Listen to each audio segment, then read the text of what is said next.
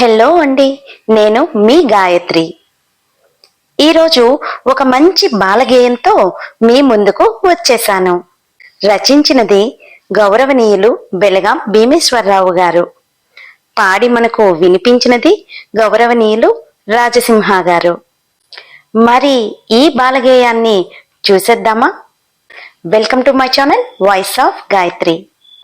అల్లరి చేసే అంజయ్య అలసే ఆడే వచ్చాడు. అరిసెల వాసన వచ్చింది, అటుగా ఇటుగా చూశాడు.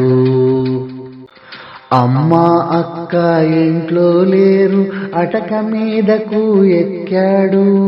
అరిసెలు బాణలో ఉన్నాయి, అక్కడ కూర్చుని మెక్కాడు. అవ్వ అలికిడి అయింది, అటక మించి జారాడు. అరిసెలు ఎక్కువ తినెనుగా, అరగక నొప్పులు పడ్డాడు. అప్పుడు బుద్ధి వచ్చింది, అటుగా ఇటుగా దొర్లాడు. అమ్మ అక్క వచ్చారు, అంజయ్య అవస్థ చూశారు. అమ్మ గట్టిగా అడిగింది, అంజయ్య నిజము చెప్పాడు. అంతా వినిన అవ్వేమో అల్లం రసము ఇచ్చింది. అంజయ్య అజీర్తి తగ్గింది, అందరూ పకపక నవ్వారు.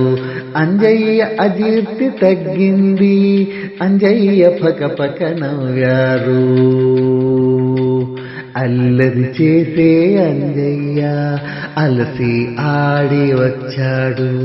అల్లరి చేసే అంజయ్య అలసి ఆడి వచ్చాడు. ఈ బాలగేయం మీకు నచ్చిందా? మరిన్ని బాలగేయాలు మీకు కావాలి అనుకుంటే కామెంట్ చేయండి. వీడియోని లైక్ చేయడం మర్చిపోకండి.